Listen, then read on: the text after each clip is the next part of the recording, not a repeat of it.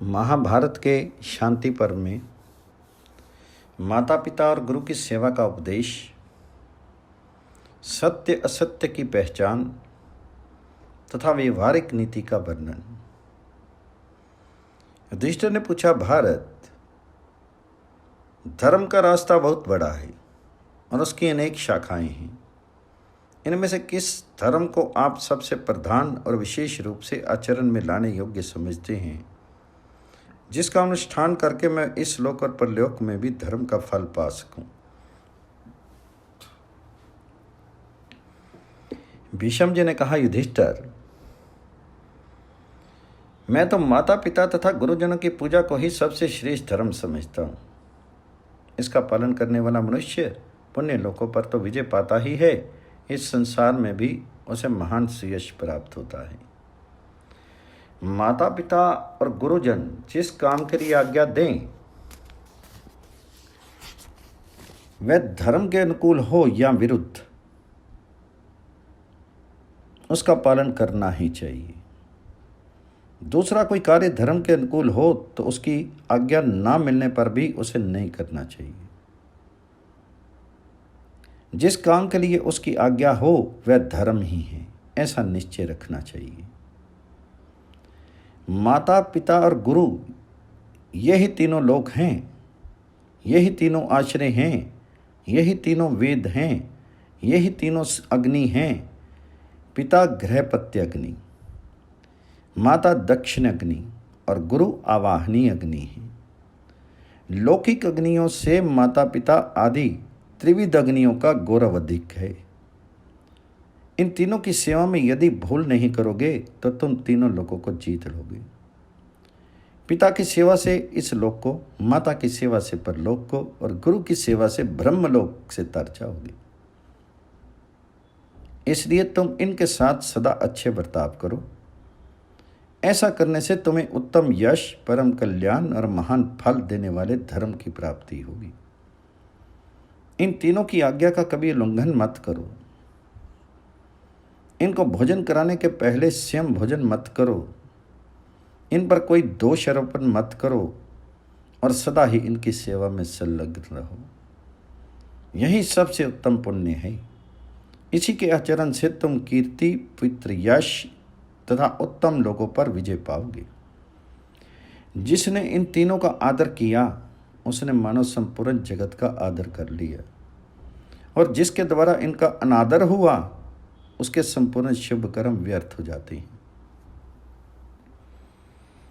जिसने इन तीनों गुरुजनों का सम्मान नहीं किया, उनके लिए ना ये लोक है और ना आगे परलोक है। ना इस लोक में यश मिलता है, ना परलोक में सुख मिलता है। मैं तो सब तरह के शुभ कर्मों का अनुष्ठान करके इन गुरुजनों को ही अर्पण कर देता था। इससे उन कर्मों का पुण्य 100 गुना और 1000 गुना बढ़ गया है, तथा उसी का ये फल है कि आज तीनों लोग मेरी दृष्टि के सामने हैं। 10 श्रोत्रियों से बढ़कर है आचार्य, कुल गुरु या दीक्षा गुरु। 10 आचार्यों से बड़ा है उपाध्याय अर्थात विद्या गुरु। 10 उपाध्यायों से अधिक महत्व रखता है पिता, और 10 पिताओं से अधिक गौरव है माता का। माता तो सारी पृथ्वी से भी बढ़कर है, इसके समान गौरव किसी का नहीं है।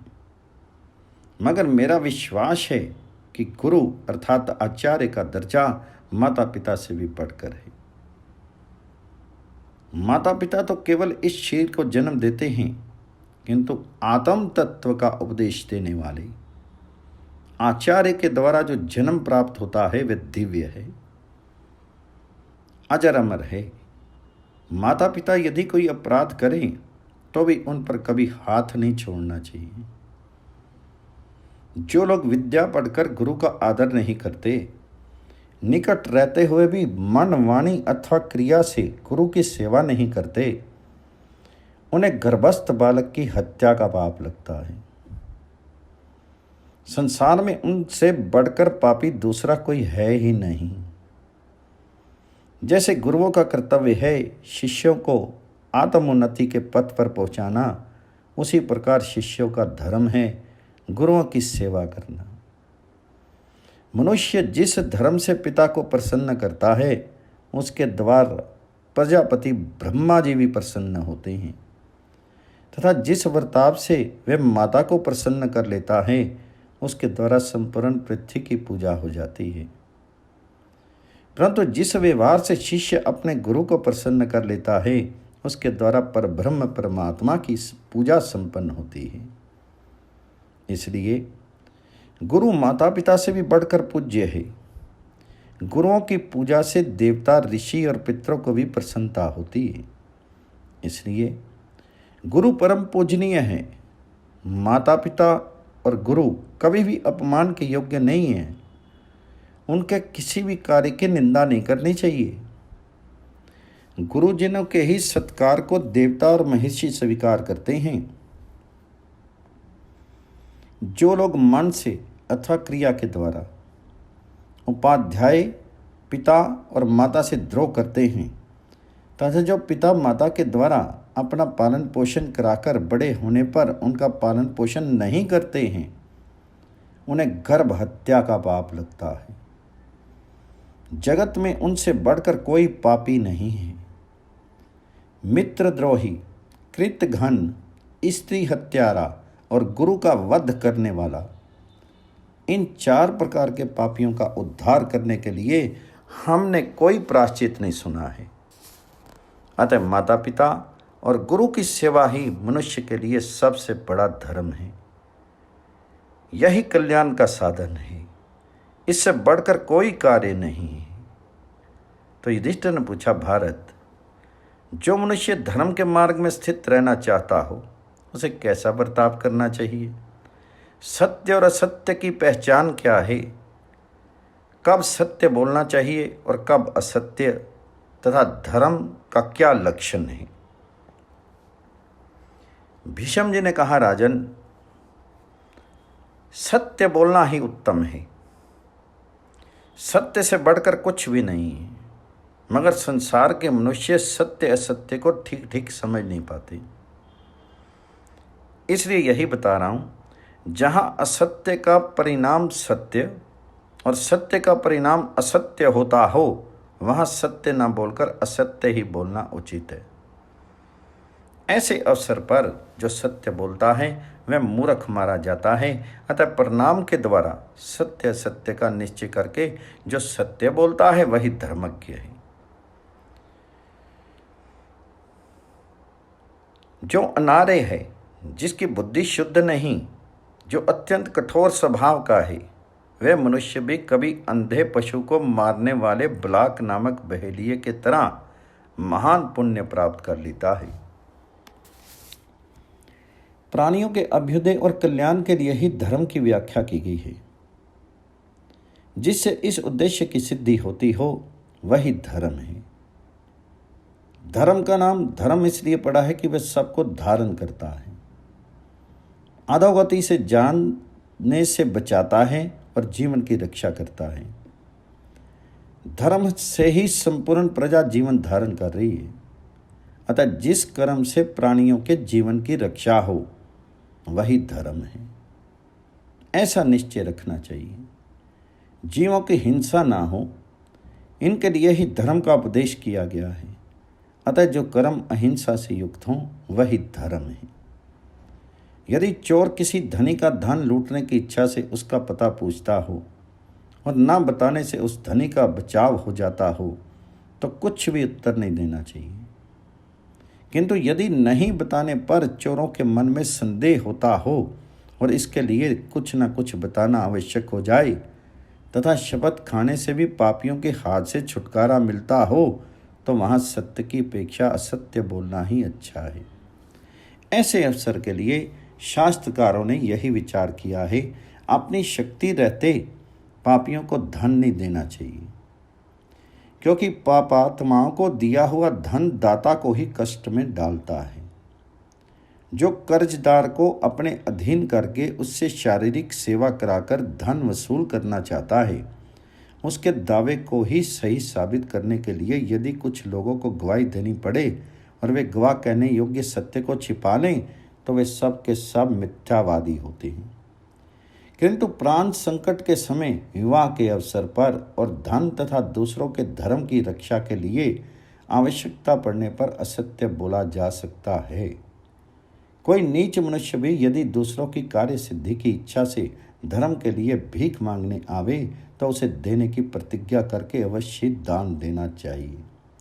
जो कोई मनुष्य धार्मिक आचार से भ्रष्ट होकर पाप मार्ग का आश्रय ले, उसे अवश्य दंड देना चाहिए।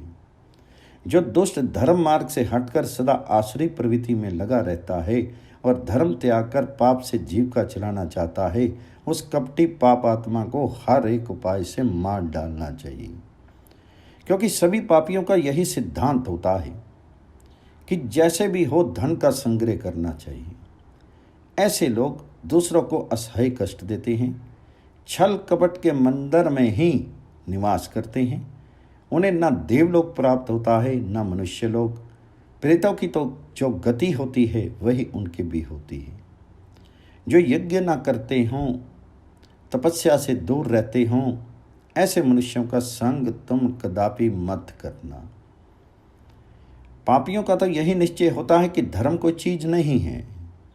ऐसे लोगों को जो मार डाले उसे पाप नहीं लगता। कपट से जीविका चलाने वाले मनुष्य कौवे और गिद्धों के समान होते हैं। मरने के बाद वे नई योनियों में जन्म लेते हैं। जो मनुष्य जिसके साथ जैसा बर्ताव करे वह भी उसके साथ वैसा ही बर्ताव करे, ये धर्म न्याय है। कपटी के साथ कपट और सदाचारी के साथ सदाचार का व्यवहार करें। महाभारत के शांति पर्व में दुखों से छूटने का उपाय और मनुष्य के स्वभाव की पहचान के लिए व्याघ्र तथा सियार की कथा। युधिष्ठिर ने कहा, पिता में जगत के जीव भिन्न भिन्न भावों को लेकर नाना प्रकार के कष्ट उठा रही हैं। अतः जिस उपाय के द्वारा इन दुखों से छुटकारा हो सके उसे बताने की कृपा कीजिए। तो भीष्म जी ने कहा, राजन, जो द्विज अपने मन को वश में करके शास्त्रोक्त चारों आश्रमों में रहते हुए उसके अनुसार ठीक ठीक बर्ताव करते हैं, वे दुखों के पार हो जाते हैं। जो दंभ नहीं करते, जिनकी जीविका का नियमित है, जो विषयों की ओर बढ़ती हुई इच्छा को रोकते हैं, दूसरों के कटु वचन सुनकर भी उन्हें उत्तर नहीं देते, मार खाकर भी किसी को मारते नहीं, स्वयं देते हैं पर दूसरों से मांगते नहीं, आतिथ्यों को सदा आश्रय देते हैं, कभी किसी की निंदा नहीं करते, नित्य नियम पूर्वक से ध्याय करते हैं, धर्म को जानते हैं, माता पिता की सेवा में लगे रहते हैं तथा दिन में सोते नहीं हैं, वे दुखों से छुटकारा पा जाते हैं। जो मन, वाणी और कर्म से कभी पाप नहीं करते, किसी भी जीव को कष्ट नहीं पहुंचाते, राजा होकर लोभवश प्रजा का धन नहीं लेते और देश की सब ओर से रक्षा करते हैं, उन्हें कभी दुख नहीं उठाना पड़ता। जो अपने ही स्त्री के साथ धर्म अनुकूल संग करते हैं तथा जो युद्ध में मृत्यु का भय छोड़कर धर्मपूर्वक विजय पाना चाहते हैं, वे दुखों से पार हो जाते हैं। जो लोग प्राण जाने के अवसर पर आने पर भी झूठ नहीं बोलते, उन पर संपूर्ण प्राणियों का विश्वास होता है और वे कभी दुख नहीं उठाते। जिनके शुभ कर्म दिखावे के लिए नहीं होते, जो सदा मीठे वचन बोलते हैं, जिनका धन धर्म के काम में लगता है, वे दुष्तर विपत्ति के भी पार हो जाते हैं। जो तपस्या में लगे रहते हैं, बचपन से ही ब्रह्मचर्य का पालन करते हैं और वेद विद्या तथा व्रत में निष्णात होते हैं, जिनके रजोगुण और तमोगुण शांत हो गए हैं, जिनकी सदा सत्य गुण में स्थिति रहती है, जिनसे दूसरे प्राणियों को भय नहीं होता तथा जो दूसरे प्राणियों से स्वयं भय नहीं करते और संपूर्ण जगत को आत्मा के समान देखते हैं, वे कठिन से कठिन विपत्ति के भी पार हो जाते हैं। प्रायी संपत्ति देखकर जिनके मन में जलन नहीं होती, जो सत्पुरुष हैं और ग्राम्य विषय भोगों से दूर रहते हैं, जो सब देवताओं को प्रणाम करते हैं तथा सब धर्मों को सुनते हैं, जिनमें श्रद्धा और शांति विद्यमान है, जो स्वयं आदर नहीं चाहते और दूसरों का आदर करते हैं, जिनमें अपने क्रोध को रोक लेने की शक्ति है, जो दूसरों का भी क्रोध शांत कर देते हैं और कभी किसी का कोप नहीं करते, वे सब प्रकार के दुखों से पार हो जाते हैं। जो जन्म काल से ही मधुमांस और मदिरा का सेवन नहीं करते, जो स्वाद के लिए, जीवन की रक्षा के लिए भोजन करते हैं, विषय वासना की तृप्ति के लिए नहीं, संतान की इच्छा से स्त्री संग में प्रवृत्त होते हैं, जो सत्य बात बताने के लिए ही बोलते हैं और संपूर्ण प्राणियों के अधीश्वर भगवान नारायण की भक्ति करते हैं, वे दुष्टर दुखों से भी पार हो जाते हैं। नारायण की शरण लेने वाले भक्त दुखों से मुक्त हो जाते हैं, इसमें संदेह के लिए गुंजाइश नहीं है। और तो क्या, ये प्रसंग अध्याय भी दुखों से तारने वाला है। जो लोग इसे पढ़ते या ब्राह्मणों के मुख से सुनते हैं, वे दुखों से छूट जाते हैं। इस प्रकार यही संक्षेप से मनुष्यों के लिए वह कर्तव्य बताया गया है जिससे वे इस लोक में परलोक में विपत्ति के बंधन से छुटकारा पा जाते हैं। संक्षिप्त महाभारत के शांति पर्व में युधिष्ठिर ने पूछा, तात, बहुत से कठोर स्वभाव वाले मनुष्य ऊपर से कोमल और शांत बने रहते हैं तथा कोमल स्वभाव वाले लोग कठोर दिखाई देते हैं। ऐसे मनुष्यों की ठीक ठीक पहचान कैसे हो? तब भीष्म जी ने कहा, युधिष्ठिर, इस विषय में एक पुराना इतिहास जो बाघ और सियार के संवाद के रूप में है तुम्हें सुना रहा हूं, सुनो। पूर्व काल की बात है। पुरी के नाम की एक नगरी थी जो प्रचुर धन धान्य से संपन्न थी। उसमें पोरिक नाम का एक राजा राज्य करता था। यह बड़ा ही क्रूर और नीच था, सदा दूसरे प्राणियों की हिंसा में लगा रहता था। धीरे धीरे उसकी आयु समाप्त हुई। मरने के बाद अपने पूर्व कर्मों के कारण उसका सियार की योनि में जन्म हुआ, किंतु उसे पूर्व जन्म का भी स्मरण बना रहा। इसलिए उस अधम योनि में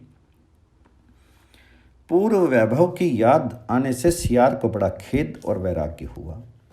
अब उसने जीवों की हिंसा करनी छोड़ दी, सत्य बोलने का नियम लिया और वह अपने व्रत का दृढ़तापूर्वक पालन करने लगा।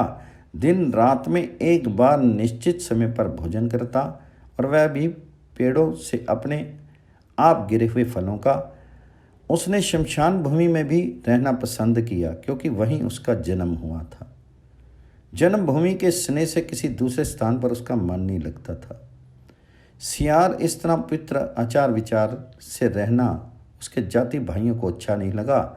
उसके लिए ये बर्दाश्त के बाहर की बात होगी, इसलिए वे प्रेम और विनय भरी बातें सुनाकर उनकी बुद्धि को चलायमान करने लगा।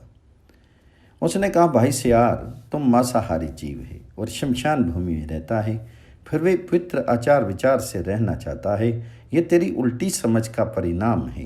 भैया, हमारे ही समान होकर रह, तेरे लिए भोजन हम लोग ला दिया करेंगे।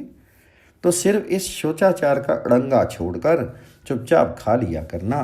तेरी जाति को जो सदा से भोजन रहा है वे तेरा भी होना चाहिए। उनकी ऐसी बात सुनकर सियार सावधान हो गया और मीठे तथा युक्ति युक्त वचनों से उन्हें समझाता हुआ बोला, बंधुओं, अपने बुरे व्यवहार के ही कारण हमारी जाति का कोई विश्वास नहीं करता।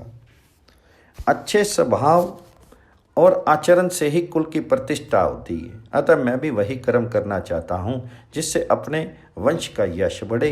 यदि मेरा निवास शमशान भूमि में है तो इसके लिए मैं जो समाधान देता हूँ उसको सुनो।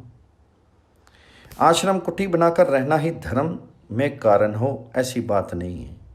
कोई भी शुभ कर्म आत्मा की प्रेरणा से ही होता है।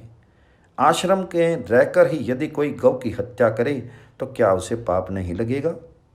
अथवा आश्रम से अलग शमशान आदि स्थानों में यदि कोई गौदान करे तो क्या वह व्यर्थ हो जाएगा? उसे पुण्य नहीं होगा।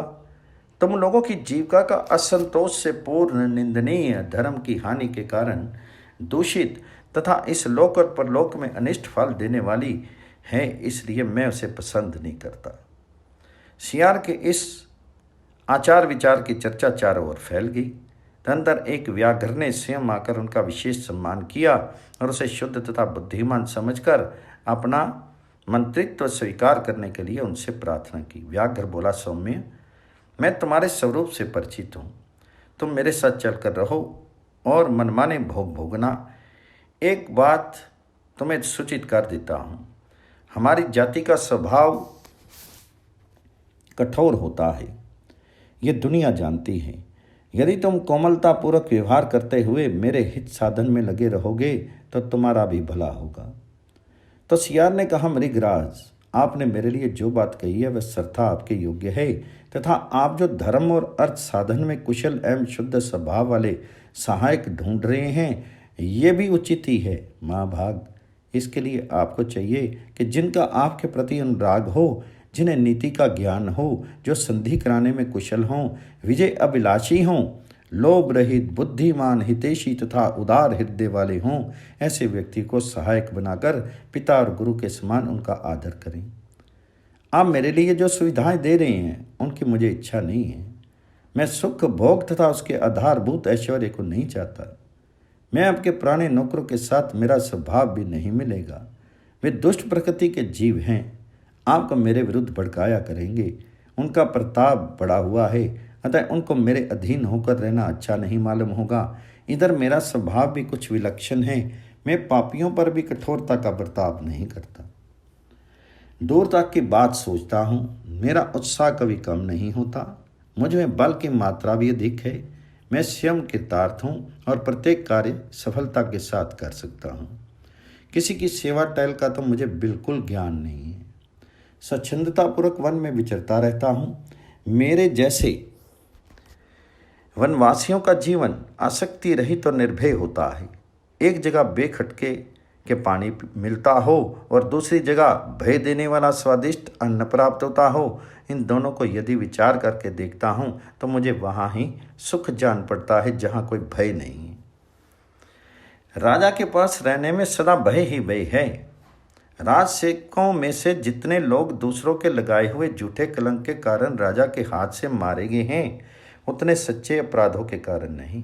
मेरे गिराज, यदि मुझसे मंत्रित्व का कार्य लेना ही हो तो मैं आपसे एक शर्त करना चाहता हूँ। उसके अनुसार आपको मेरे साथ बर्ताव करना पड़ेगा। मेरे आत्मीय व्यक्तियों का आप सम्मान करें, उनकी हितकारिणी बातें सुने। मैं आपके दूसरे मंत्रियों के साथ कभी परामर्श नहीं करूंगा। एकांत में सिर्फ आपके साथ अकेला ही मिलूंगा और आपके हित की बातें बताया करूंगा। आप भी अपने जाति भाइयों के कामों में मुझसे हित अहित की बात मत पूछिएगा। मुझसे सलाह करने के बाद यदि आपके पहले के मंत्रियों की भूल भी साबित हो जाए तो उन्हें प्राण दंड ना दीजिएगा तथा कभी क्रोध में आकर मेरे आत्मीय जनों पर भी प्रहार मत कीजिएगा। शेर ने कहा, ऐसा ही होगा। सियार का बड़ा आदर किया। सियार ने भी उनका मंत्री होना स्वीकार कर लिया। फिर तो उनका बड़ा स्वागत सत्कार होने लगा। प्रत्येक कार्य में उनकी प्रशंसा होने लगी। ये सब देख सुनकर पहले के सेवक और मंत्री जल भुन गए। सब उनके साथ द्वेष करने लगे।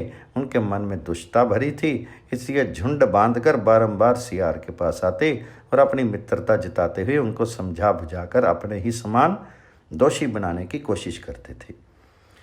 सियार के आने के पहले उनकी रहन सहन कुछ और ही था। दूसरों की वस्तु छीन कर स्वयं उसका उपभोग करते थे, किंतु अब उनकी दाल नहीं गलती थी। वे किसी का भी धन लेने में असमर्थ थे, क्योंकि सियार ने उन पर बड़ी कड़ी पाबंदी लगा रखी थी। वे चाहते थे सियार भी डिग जाए, इसलिए तरह तरह की बातों में उसे फुसलाने और बहुत सा धन देने का लोभ दिखाते थे। मगर सियार बड़ा बुद्धिमान था। वह उनके चकमे में नहीं आया। उसने धैर्य नहीं छोड़ा। तब उन नौकरों ने उनका नाश करने की शपथ खाई और सब मिलकर उसके लिए प्रयत्न करने लगे। एक दिन उन्होंने शेर के खाने के लिए जो मांस तैयार करके रखा गया था उसे उसके स्थान से चुरा लिया और सियार की मांद में ले जाकर रख दिया। सियार ने मंत्री पद पर आते समय शेर से पहले ही ठहरा दिया था कि राजन, यदि तुम मुझसे मिलना चाहते हो तो किसी के बहकावे में आकर मेरा विनाश नहीं करना। उधर शेर को जब भूख लगी और वह भोजन के लिए उठा तो उसके खाने के लिए रखा हुआ मांस नहीं दिखाई पड़ा। शेर ने चोर का पता लगाने के लिए नौकरों को आज्ञा दी। तब जिनकी ये करतूत थी उन्हीं लोगों ने शेर से उस मांस के बारे में बताया। महाराज, आप अपने को बड़ा बुद्धिमान और पंडित मानने वाला सियार महोदय ने ही आपके मांस का अपहरण किया है। सियार की ये चपलता सुनकर शेर गुस्से में भर गया और उसको मार डालने का विचार करने लगा। उस समय सियार के प्रतिकूल कुछ कहने का मौका देखकर पहले के मंत्री लोग शेर से कहने लगे, राजन, वह तो बातों से ही धर्मात्मा बना हुआ है, स्वभाव का बड़ा कुटिल है, भीतर का पापी है, मगर ऊपर से धर्म का ढोंग बनाए हुए है। उसका सारा आचार विचार दिखावे के लिए है। ये कहकर वे क्षण भर में ही उस मांस को सियार की मान से उठाकर ले आए। शेर ने उनकी बातें सुनी और जब निश्चय हो गया कि सियार ही मांस ले गया था तो उसने उसको मार डालने की आज्ञा दे दी। शेर की ये बात जब उसकी माता को मालूम हुई तो वह हितकारिणी वचनों में उससे समझाने के लिए आई और कहने लगी, बेटा, इसमें कुछ कपटपूर्ण षड्यंत्र हुआ जान पड़ता है। तुम इस पर विश्वास नहीं करना चाहिए। काम में लाग डांट हो जाने से जिनके मन में पाप होता है वे निर्दोष को ही दोषी बनाते हैं। किसी को अपने से ऊंची अवस्था में देखकर अवसर लोगों की ईर्ष्या हो जाया करती है, वे उसकी उन्नति नहीं सह सकती। कोई कितना ही शुद्ध क्यों ना हो उस पर ही दोष लगा देते हैं। लोभी शुद्ध स्वभाव वाले व्यक्तियों से और आलसी तपस्वियों से द्वेष करते हैं। इसी कारण मूर्ख लोग पंडितों से, दरिद्र धनियों से, पापी धर्मात्माओं से और क्रूप रूपवानों से डाक रखते हैं। विद्वानों में भी कितने ही ऐसे अविवाकी, लोभी और कपटी होते हैं जो बृहस्पति के समान बुद्धि रखने वाले निर्दोष व्यक्ति में भी दोष निकाला करते हैं। एक ओर तो जब घर में सुनसान था उसमें तुम्हारे मांस की चोरी हुई है, दूसरे और एक व्यक्ति ऐसा है जो देने पर भी मांस नहीं लेना चाहता। इन दोनों बातों पर अच्छी तरह विचार करो। संसार में बहुत से असभ्य प्राणी सभ्य की तरह और सभ्य असभ्य की तरह देखा जाते हैं। इस प्रकार उनमें अनेकों भाव दृष्टिगोचर होते हैं, अतः उनकी परीक्षा कर लेनी उचित है। आकाश ऊंधी कड़ाई के समान और जुगनू अग्नि के समान दिखाई देते हैं, किंतु न तो आकाश में कड़ाई है और न जुगनू में आगी है। इसलिए सामने दिखाई देती हुई वस्तु की भी जांच करनी चाहिए। जो जांचने बुझाने के बाद किसी विषय में अपना विचार प्रकट करता है उसे पीछे पछताना नहीं होता। राजा के लिए किसी को मरवा डालना कठिन काम नहीं है, मगर इससे उसकी बढ़ाई नहीं होती। शक्तिशाली पुरुष में यदि क्षमा हो तो उसकी प्रशंसा की जाती है, उससे उसका यश बढ़ता है। बेटा, सोचो तो, तुमने स्वयं ही सियार को मंत्री के आसन पर बिठाया है और तुम्हारे सामंतों में भी इनकी ख्याति बढ़ गई है। ऐसा सुपात्र मंत्री बड़ी मुश्किल से मिलता है। ये तुम्हारा बड़ा हितैषी है, इसलिए तुम्हें इसकी रक्षा करनी चाहिए। जो दूसरों के मिथ्या कलंक लगाने पर निर्दोष को भी अपराधी मानकर दंड देता है, वह राजा दुष्ट मंत्रियों के साथ रहने के कारण शीघ्र ही मौत के मुख में पड़ता है। शेर की माता इस प्रकार उपदेश दे ही रही थी कि उस शत्रु समूह के भीतर से एक धर्मात्मा व्यक्ति उठकर शेर के पास आया। वह सियार का जासूस था। उसने जिस प्रकार ये कपट लीला की गई थी उसका भंडाफोड़ कर दिया। इससे शेर को सियार की सचित्रता का पता चल गया और उसने मंत्री का सत्कार करके उसको अपने अभियोग से मुक्त कर दिया तथा अत्यंत स्नेह के साथ उसे बारंबार गले से लगाया।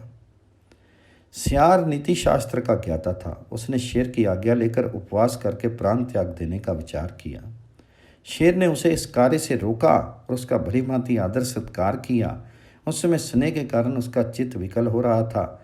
मालिक की ये अवस्था देखकर सियार का विकला बाहर आया और वह उसे प्रणाम करके गदकंठ से बोला, राजन, पहले तो आपने मुझे सम्मान दिया और पीछे अपमानित कर दिया, शत्रु किसी स्थिति में पहुंचा दिया। अब मैं आपके पास रहने के योग्य नहीं हूँ। जो अपने पद से हटाए गए हों, सम्मानित स्थान से गिरा दिए गए हों, जिनका सर्वस्व छीन लिया गया हो, जो दुर्बल, लोभी, क्रोधी और डरपोक हों, जिन्हें धोखे में डाला गया हो, जिनका धन लूट लिया गया हो, जिन्हें क्लेश दिया गया हो, ऐसे सेवक शत्रुओं का काम सिद्ध करते हैं। आपने परीक्षा लेकर योग्य समझकर मुझे मंत्री के आसन पर बिठाया, फिर अपनी की हुई प्रतिज्ञा को तोड़कर मेरा अपमान किया। ऐसी दिशा में अब आपका मुझ पर विश्वास नहीं रहेगा और मैं भी आज पर विश्वास न होने से उद्वेग में पड़ा रहूँगा। आप मुझ पर संदेह करेंगे और मैं सदा आपसे डरता रहूँगा। इधर दूसरों के दोष ढूंढने वाले आपके भृत्य लोग मौजूद ही हैं। इनका मुझसे तनिक भी स्नेह नहीं है और इन्हें संतुष्ट रखना भी मेरे लिए बहुत कठिन है। प्रेम का बंधन जब एक बार टूट जाता है तो उसका जुड़ना मुश्किल हो जाता है और जो जुड़ा हुआ होता है वह बड़ी कठिनाई से टूटता है, किंतु जो बारंबार टूटता और जुड़ता रहता है उसमें स्नेह नहीं होता। तो राजाओं का चित्त चंचल होता है, इसके लिए सुयोग्य व्यक्ति को पहचानना बहुत कठिन है। सैकड़ों में कोई एक ही ऐसा मिलता है जो सब तरह से समर्थ हो और किसी पर भी संदेह ना करता हो। इस प्रकार धर्म, अर्थ, काम और युक्तियों से युक्त सांत्वनापूर्ण वचन कहकर सियार ने शेर को प्रसन्न किया और फिर स्वयं वन में चला गया। वह बड़ा बुद्धिमान था, इसलिए शेर की अन्य विनय ना मान करके मृत्यु पर्यंत निराहार रहने का व्रत लेकर एक स्थान पर बैठ गया और अंत में शेर त्याग करके स्वर्गधाम में जा पहुंचा। महाभारत के शांति पर्व में शक्तिशाली शत्रु के सामने नम्र होने और मूर्ख की बातों को अनसुनी करने का उपदेश तथा राजा और राज सेवकों के गुणों का वर्णन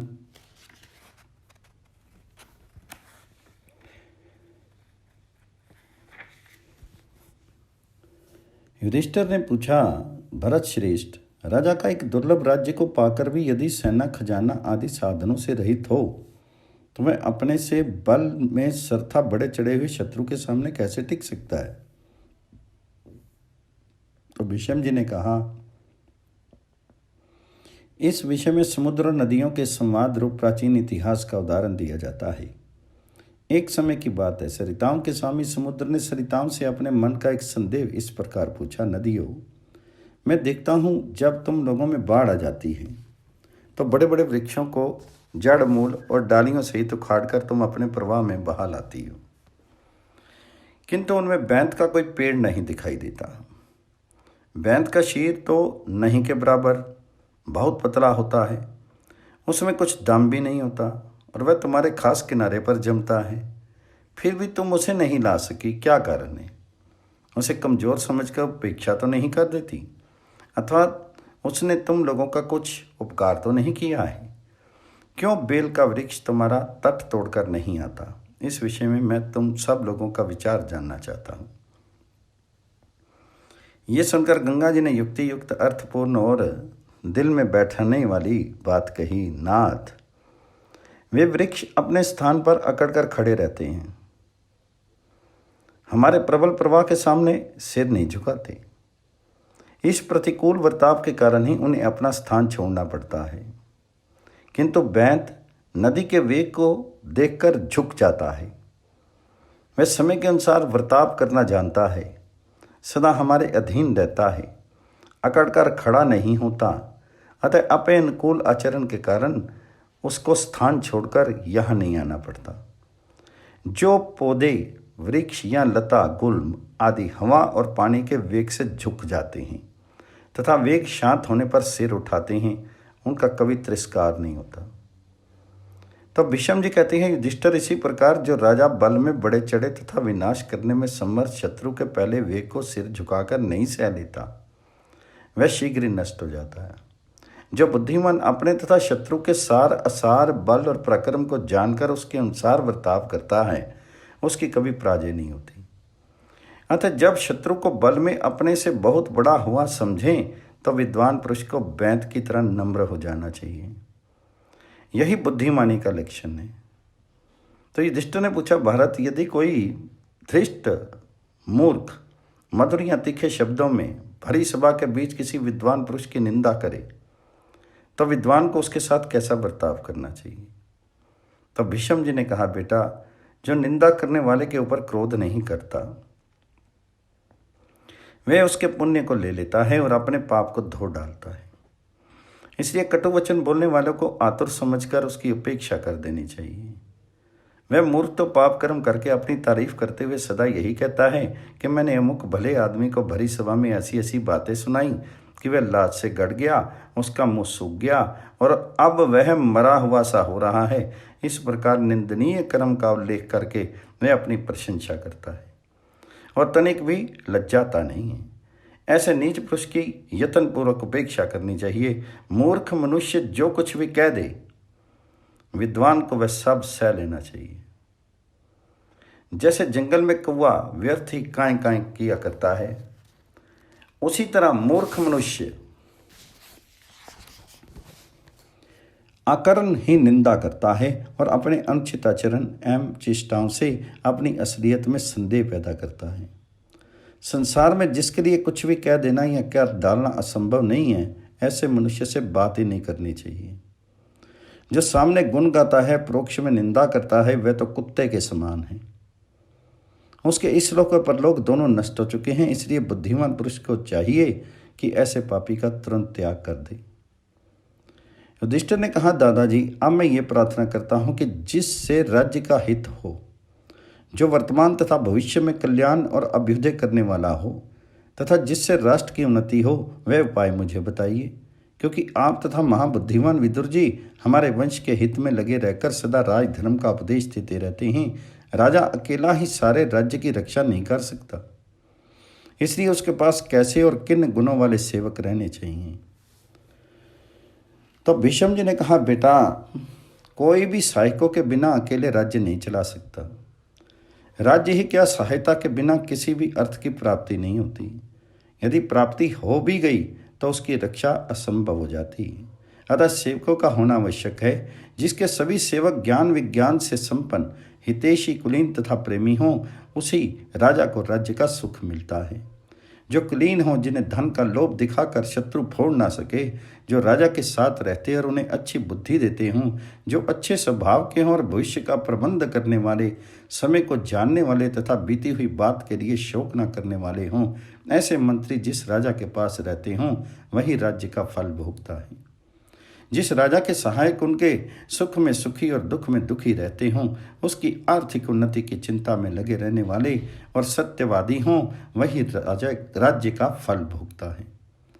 जिसका देश दुखी ना हो, जो स्वयं खोटे विचार का ना होकर सदा सन्मार्ग पर चलने वाला हो, वही राजा राज्य का भागी होता है। विश्वास पात्र, संतोषी तथा खजाना बढ़ाने का प्रयत्न करने वाले खजांचियों के द्वारा जिसके कोष की सदा वृद्धि हो रही हो, वही राजा उत्तम है।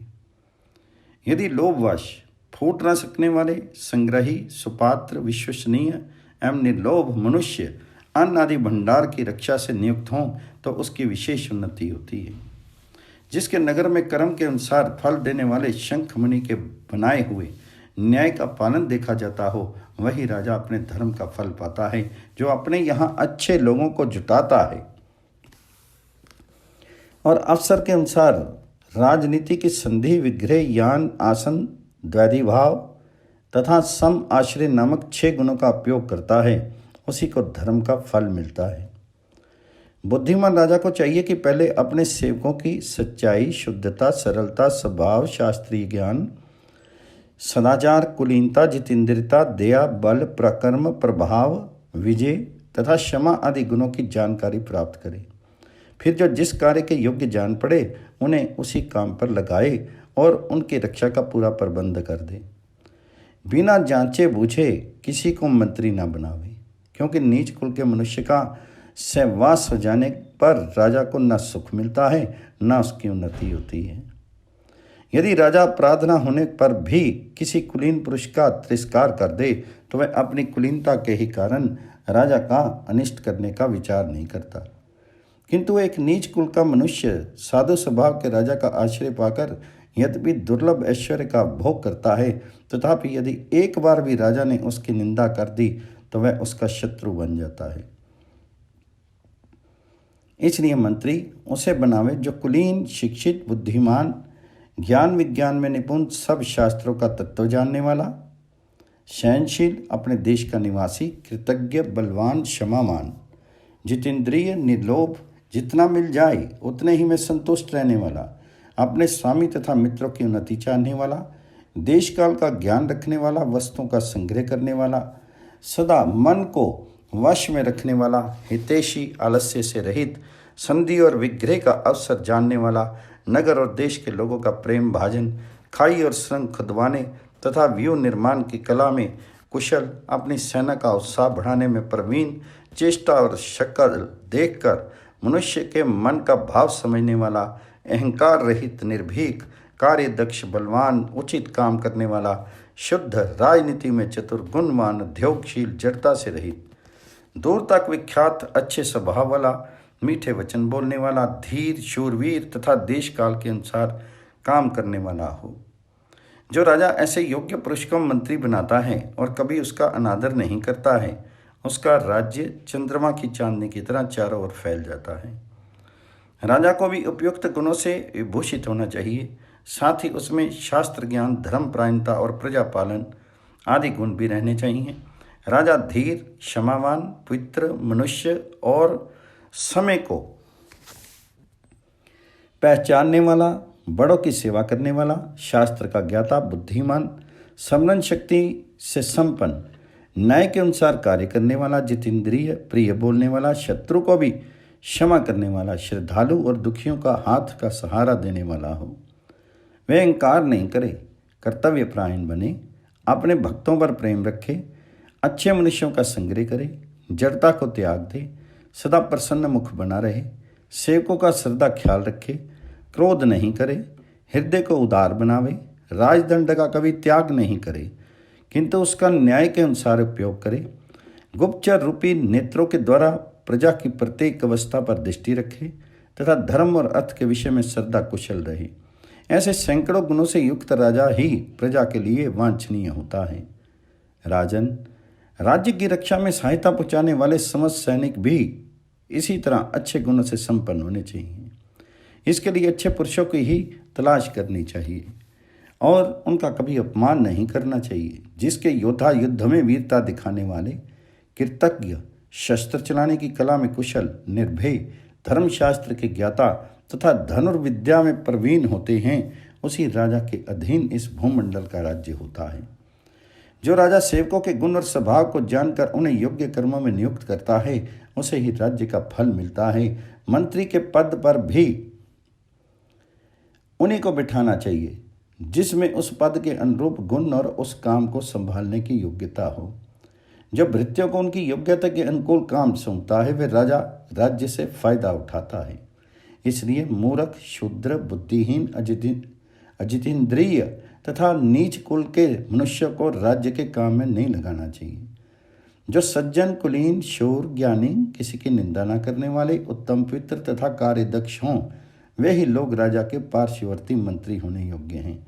ऐसे सहायकों को पाकर सारी पृथ्वी जीती जा सकती है, जो आज्ञा पाते ही चलाए हुए तीर के समान शीघ्र जाकर स्वामी के काम में लग जाते हैं और सदा उनके हित का ध्यान रखते हैं। उन सेवकों को बराबर सांत्वना देते रहना चाहिए। राजा को यत्नपूर्वक अपने खजाने की रक्षा करनी चाहिए, क्योंकि वही राज्य की जड़ है। उसी से राजा का अभ्युदय होता है। युधिष्ठिर, भंडार ग्रहों को भी अच्छे अच्छे अनाजों से भरे रखो और उनकी रक्षा का भार सत्पुरुषों के ऊपर छोड़ो। इस प्रकार धन और धान्य दोनों का संग्रह करते रहो। अपने युद्ध कुशल योद्धाओं को सदा अभ्यास में लगाए रखो। भाई बंधुओं की भी देखभाल करो। मित्रों और संबंधियों के साथ रहकर पूर्ववासियों के कार्य सिद्ध करो और उनके हित साधन में लगे रहो। राजधर्म और दंड के स्वरूप के वर्णन में युधिष्ठिर ने कहा, पिता में, अब आप मुझे संक्षेप में प्राचीन राजाओं के धर्म सुनाइए।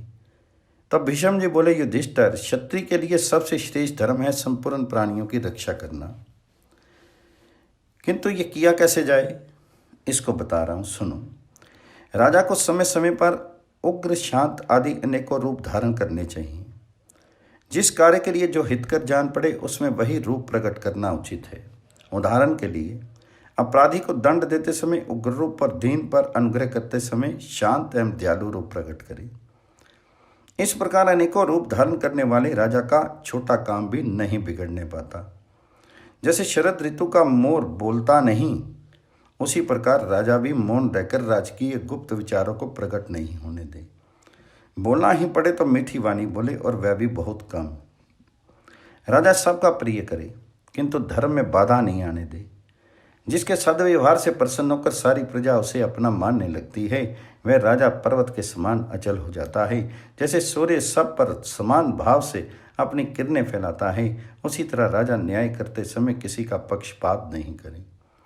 प्रिय और अप्रिय को समान समझकर केवल धर्म की ही रक्षा करें। जो कुल धर्म, प्रकृति धर्म और देश धर्म को जानने वाले तथा मीठे वचन बोलने वाले हों, जिन पर जवानी में कोई कलंक न लगा हो, जो हित साधन में लगे रहने वाले, धैर्यवान, निर्लोभ, शिक्षित, जितेंद्रिय, धर्मनिष्ठ तथा धर्म और अर्थ की रक्षा करने वाले हों, ऐसे ही पुरुषों को राज्य के सब कामों में लगाना चाहिए।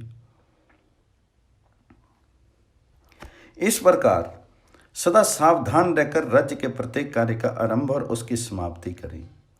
मन में संतोष रखे और गुप्तचरों की सहायता से राष्ट्र की सारी बातें जानता रहे। जिसके क्रोध और हर्ष निष्फल नहीं जाते, जिसकी दया सब पर विदित हो, जो यथार्थ कारणों से ही दंड देता हो तथा अपनी और अपने देश की रक्षा करता हो, वही राजा राजधर्म का ज्ञाता है। जैसे सूर्य अपनी किरणों से संसार को देखता है, उसी तरह राजा भी सदा अपने नेत्रों से राष्ट्र का निरीक्षण करे। राज्य में भ्रमण करने वाले चरों की बातें जाने और स्वयं अपनी बुद्धि से भी विचार करे। जैसा समय आवे उसके अनुसार काम करे और अपने धर्म संग्रह को दूसरों पर प्रकट नहीं करे। जैसे गाय का पालन करते हुए प्रतिदिन उससे दूध दुहा जाता है, उसी प्रकार राज्य की रक्षा पूर्वक राजा को उससे कर लेना चाहिए। जैसे शहद की मक्खी क्रमशः कई फूलों से थोड़ा थोड़ा रस लेकर मधु एकत्र करती है, उसी तरह राजा को भी क्रमशः समस्त प्रजा से कर लेकर द्रव्य संग्रह करना चाहिए। राज्य की रक्षा और वेतन आदि देने से जो धन बचे उसी को धर्म में खर्च करे और अपने उपभोग में भी लगावे। शास्त्रज्ञ राजा को जहाँ तक संभव हो खजाने का धन नहीं खर्च करना चाहिए। थोड़ा सा भी धन मिलता हो तो उसका तिरस्कार नहीं करे। शत्रु को छोटा नहीं समझे, बुद्धि से अपनी स्थिति को समझता रहे और मूर्खों पर कभी विश्वास नहीं करे। स्मरण शक्ति, चतुरता, संयम, बुद्धि, शरीर, धैर्य, शूरता और देश काल की परिस्थिति में लापरवाह नहीं रहना, ये 8 धन को बढ़ाने के मुख्य साधन हैं। शत्रु बालक, जवान अथवा बूढ़ा ही क्यों ना हो, सावधान न रहने वाले मनुष्य का नाश कर डालता है। वह मौका पाकर राजा की जड़ उखाड़ सकता है। इसलिए जो समय का ज्ञान रखता है वही राजाओं में श्रेष्ठ समझा जाता है। द्वेष रखने वाले शत्रु, दुर्बल हो या बलवान, राजा की कीर्ति नष्ट करता है, उसके धर्म में बाधा पहुंचाता है तथा अर्थोपार्जन में बढ़ी हुई उसकी शक्ति का विनाश करता है। इसलिए मन को वश में रखने वाले राजा शत्रु की ओर से लापरवाही नहीं रहे। हानि, लाभ, रक्षा और संग्रह आदि को खूब समझकर बुद्धिमान पुरुष शत्रु के साथ संधियां विग्रह करे। इसके लिए बुद्धि का सहारा ले। परिमार्जित बुद्धि बलवान को भी पछाड़ देती है। बढ़ते हुए बल की बुद्धि ही रक्षा करती है। बल में बड़े चढ़े शत्रु को भी बुद्धि के द्वारा संकट में डाला जा सकता है। इसलिए बुद्धि से विचारने के बाद जो काम किया जाता है वही उत्तम होता है। जिसने सब प्रकार के दोषों का त्याग कर दिया है वह धीर राजा थोड़ी सी सेना के बल से भी संपूर्ण भोगों को प्राप्त कर सकता है। प्रजा पर स्नेह रखते हुए भी उससे धन कर वसूल करे, उसे अधिक काल तक सताकर उस पर बिजली के समान घिरकर अपना प्रभाव नहीं दिखावे।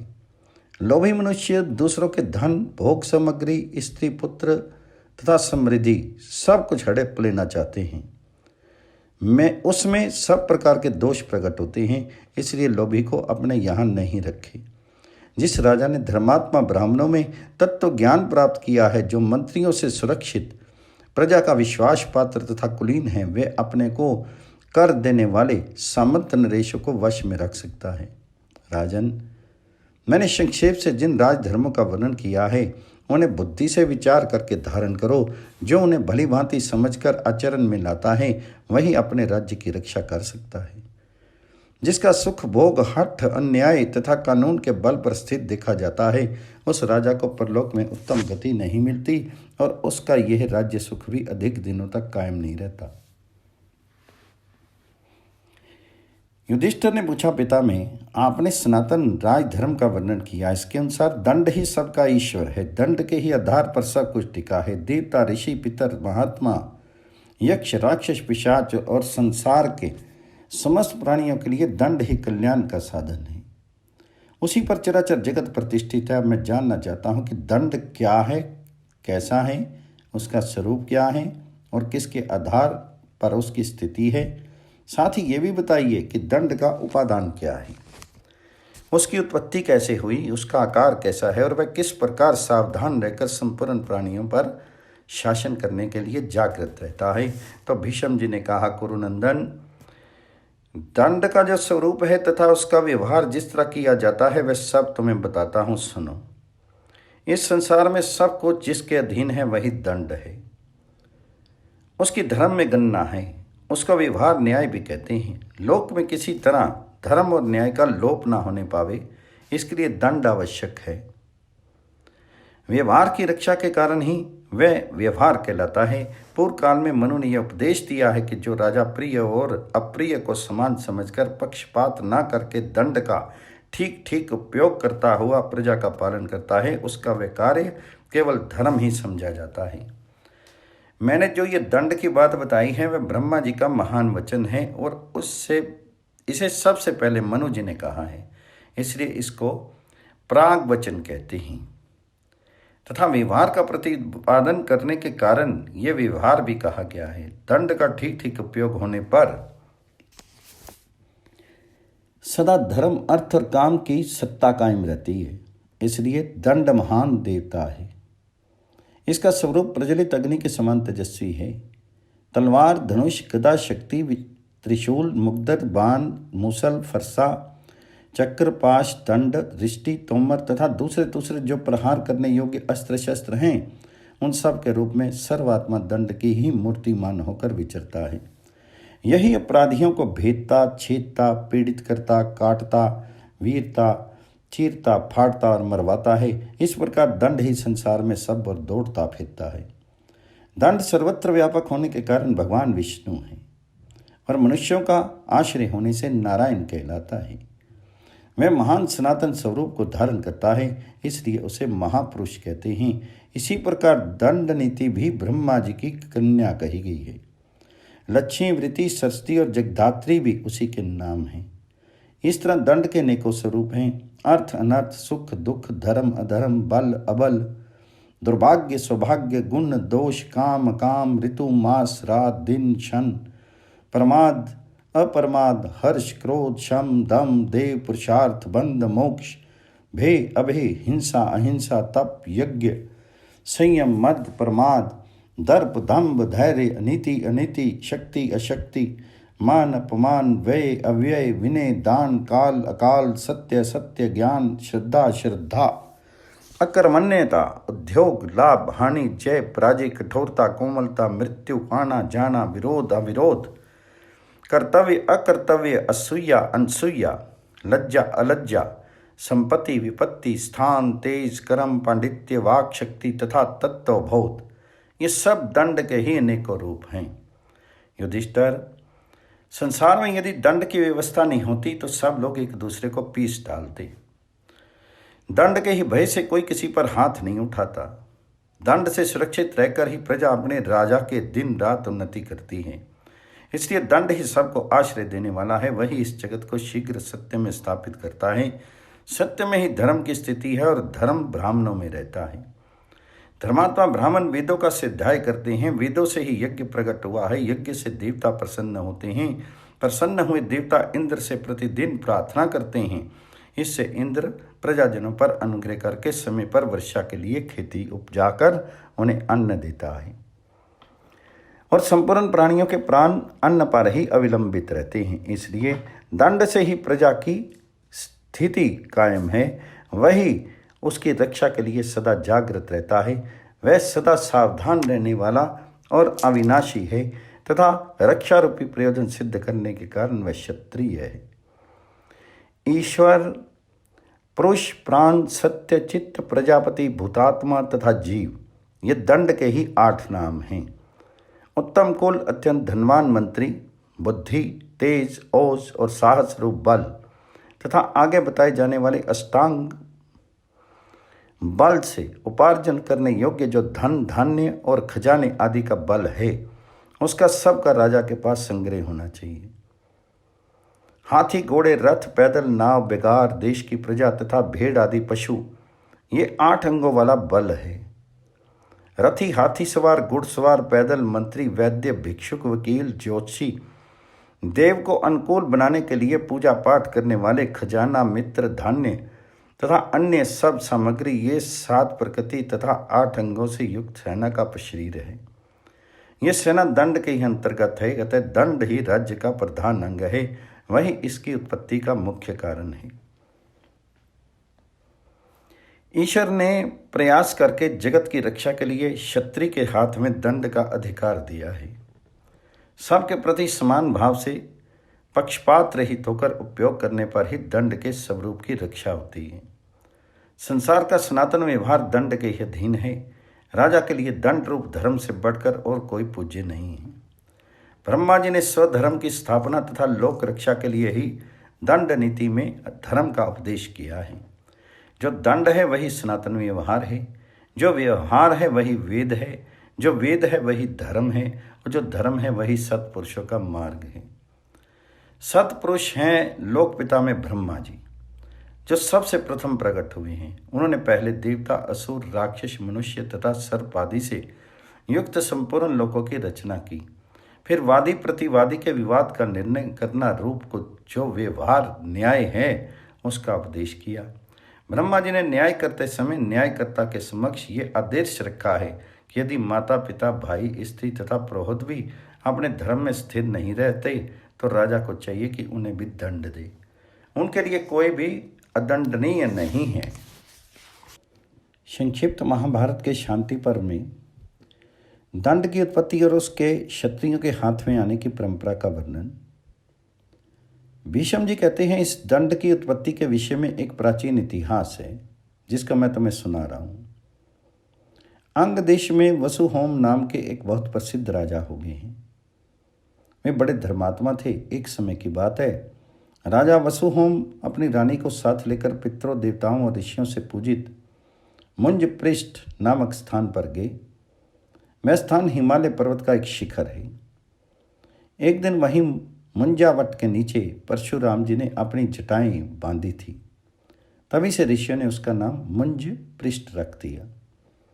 उस स्थान पर भगवान शंकर का निवास है। राजा वसुहोम ने वहीं रहकर अनेकों वेदोक्त गुणों को अपनाया। वे अपने तप के प्रभाव से देव ऋषि के तुल्य हो गए। ब्राह्मणों से उनका बड़ा सम्मान होने लगा। एक दिन राजा मंधाता उनके दर्शन के लिए गए। महाराज वसुहोम को उत्तम तपस्या में लगे देखकर वे बड़े विनीत भाव से उनके पास जाकर प्रणाम करके खड़े हुए। उस समय अंगराज ने भी पाद्य और अर्घ्य अर्पण करके राजा मंधाता का आतिथ्य सत्कार किया। फिर उनके राज्य का कुशल समाचार पूछा। इसके बाद प्रजा के साथ किए गए उनके सद्वर्ताव का तथा सेवकों का हाल पूछते हुए कहा, महाराज बताइए मैं आपकी क्या सेवा करूं।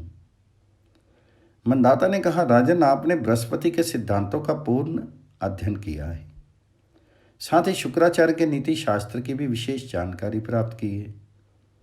अतः मैं आपसे यह जानना चाहता हूं कि दंड की उत्पत्ति कैसे हुई है, इसका कारण और कार्य क्या है तथा इस समय इसका भार क्षत्रियों पर क्यों रखा गया है।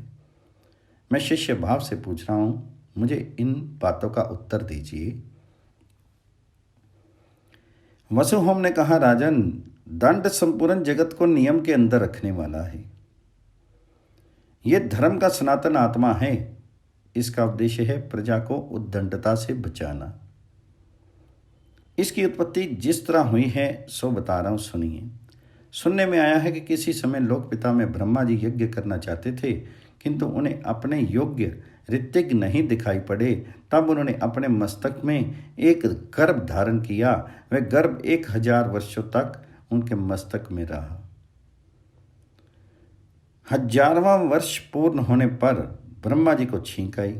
छींक के साथ ही वह गर्भ भी नाक की राह से बाहर निकलकर गिरा। उससे जो बालक प्रकट हुआ वह प्रजापति शुभ के नाम से प्रसिद्ध हुआ। प्रजापति शुभ ही ब्रह्मा जी के यज्ञ में ऋतिक बनाए गए। यज्ञ की दीक्षा लेने पर ब्रह्मा जी की आकृति में विनय और शांति आदि गुणों की झलक दिखाई देने लगी। प्रजा के ऊपर शासन करते समय जो उग्रता थी वह नहीं रही। इसलिए यज्ञ प्रारंभ होते ही प्रत्यक्ष में शांत रूप की प्रधानता होने के कारण दंड अदृश्य हो गया। प्रजा को दंड मिलने का भय जाता रहा। दंड लुप्त होते ही प्रजा में वर्ण संकरता, व्याभिचार की मात्रा बढ़ने लगी।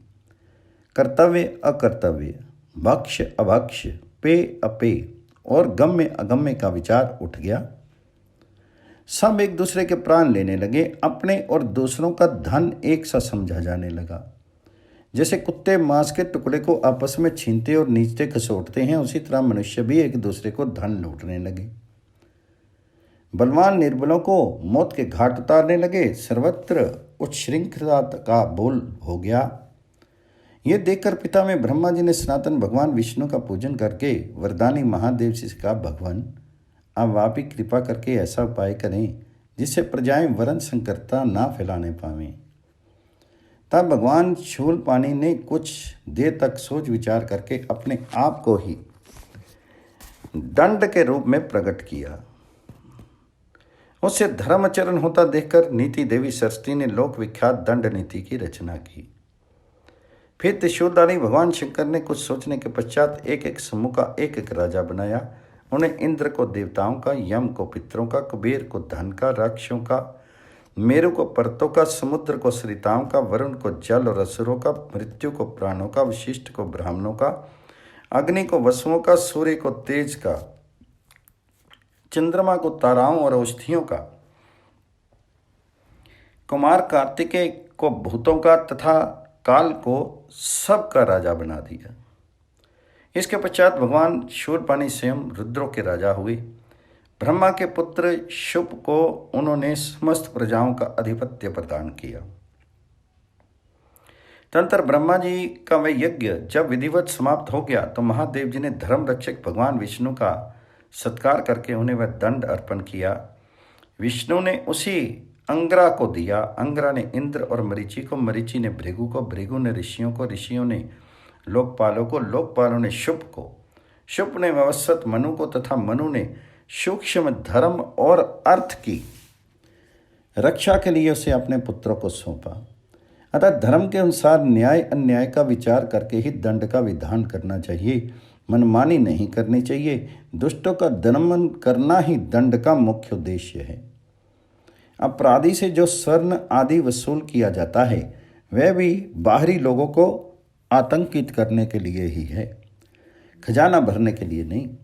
छोटे से अपराध पर प्रजा का अंग भंग करना, उसे मार डालना, उनके शीर को तरह तरह की यातनाएं देना तथा उसे देश निकाला दे देना उचित नहीं है। वैवस्वत मनु ने राजा की रक्षा के लिए ही अपने पुत्रों के हाथ में दंड सौंपा था। वही क्रमशः उत्तरोत्तर अधिकारियों के हाथ में आकर प्रजा की रक्षा में निरंतर जागृत रहता है। प्रजा के पालन और दंड का अधिकार ब्रह्मा जी से महादेव जी को मिला, उससे विश्व देवों को, विश्व देवों से ऋषियों को, ऋषियों से सोम को, सोम से सनातन देवताओं को और देवताओं से ब्राह्मणों को मिला। उसमें ब्राह्मण ही लोक रक्षा के लिए सावधान रहते थे। फिर ब्राह्मणों से ये अधिकार क्षत्रियों को मिला। तब से अब तक क्षत्रिय ही धर्म के अनुसार जगत की रक्षा करते आ रहे हैं। दंड ही सबको वश में रखता है। यह काल रूप दंड सृष्टि के आदि, मध्य और अंत में भी जागरूक रहता है। यही संपूर्ण लोकों का ईश्वर तथा प्रजापति है। ये साक्षात महादेव जी का स्वरूप है। धर्मज्ञ राजा को चाहिए कि वह न्याय के अनुसार दंड का उपयोग करे। भीष्म जी कहते हैं, जो राजा वसुहोम के बताए हुए इस सिद्धांत को सुनता और सुनकर उसके अनुसार ठीक ठीक बर्ताव करता है, उसकी सारी कामनाएं पूर्ण होती हैं। इस प्रकार दंड के संबंध में जितनी बातें हैं वे सब मैंने तुम्हें बता दी। दंड ही संपूर्ण जगत के नियम के भीतर रहने वाला है।